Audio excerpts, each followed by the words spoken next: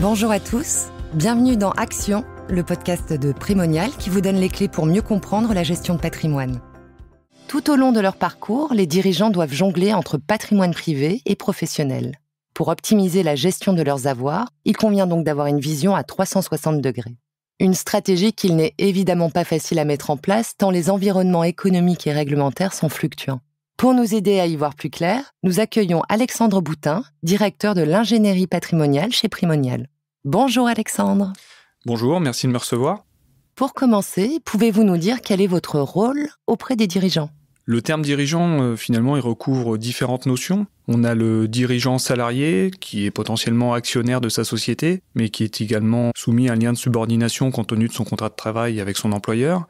Et puis de l'autre côté, on a le chef d'entreprise, qui est par définition son propre employeur, qui est également actionnaire de sa société.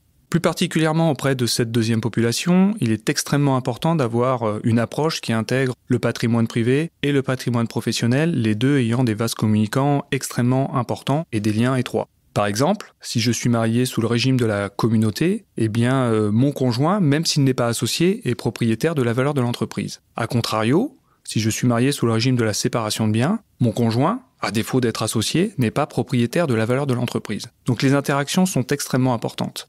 La valeur de l'entreprise est également un élément important du patrimoine global du chef d'entreprise et la rémunération est souvent issue de son entreprise. Pour avoir le conseil le plus opportun, il est donc nécessaire de prendre en considération les deux univers que sont la sphère professionnelle et la sphère privée.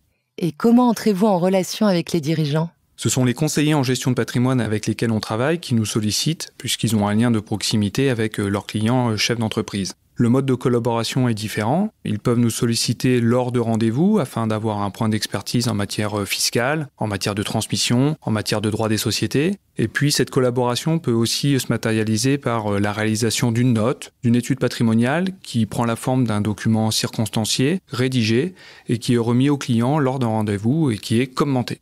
Quelle est la principale problématique rencontrée par les dirigeants ? Les problématiques rencontrées par les dirigeants sont variées. La problématique de cession est un enjeu important pour les dirigeants d'entreprise puisqu'elle matérialise financièrement plusieurs années de travail avec un objectif souvent de maîtriser la pression fiscale qui est liée à cette cession. Nous rencontrons également des problématiques qui sont liées à la transmission intrafamiliale de l'entreprise avec un objectif de respecter l'équité entre les enfants alors que le poids de l'entreprise, la valeur de l'entreprise est souvent importante par rapport au reste du patrimoine du chef d'entreprise. Nous rencontrons également des problématiques qui sont liées à la sortie de disponibilité de trésorerie logée au sein de l'entreprise parce que le dirigeant a maîtrisé sa rémunération dans un objectif de limiter la fiscalité et la charge sociale de la rémunération. Donc les problématiques sont, on va dire, globales et puis également des problématiques qui sont liées à la protection de la famille et l'anticipation de la transmission. Et en matière de transmission, quels conseils donneriez-vous à un dirigeant ? S'il y a un conseil à retenir, c'est l'anticipation. Par exemple, au moment de la cession, le chef d'entreprise a une charge mentale qui est forte. D'un côté, il doit continuer à faire fonctionner son entreprise et de l'autre, il doit négocier la cession à son profit, mais aussi en respectant le cadre de l'entreprise et ses salariés.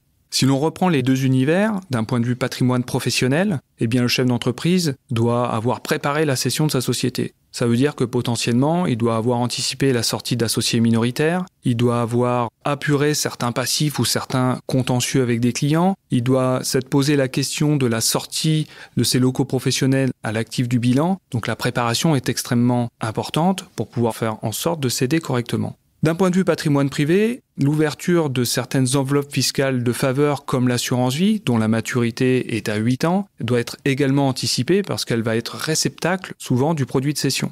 D'un point de vue de la retraite, le dirigeant d'entreprise doit se rapprocher de ses organismes sociaux afin de connaître le montant de la retraite auquel il peut prétendre et ainsi définir le montant de revenus complémentaires à générer. Merci Alexandre.